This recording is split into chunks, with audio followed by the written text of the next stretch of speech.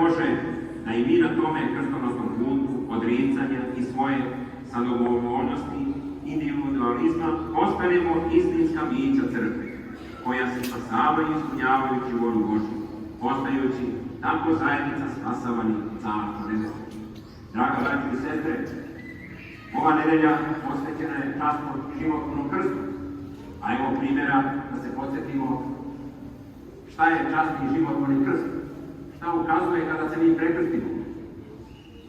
Svojom vertikalom ukazuje na prvu Božju zapovest da ljubimo Gospoda Boga, svoga koji nas je stvorio, a vertikala ukazuje da ljubimo prijatelj svoga kao samoga sebe.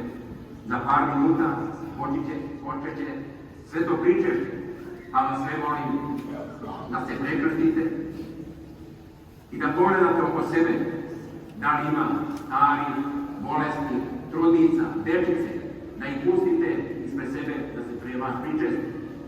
Tako ćemo odmah pokazati koliko nam je važan časni krst Gospod.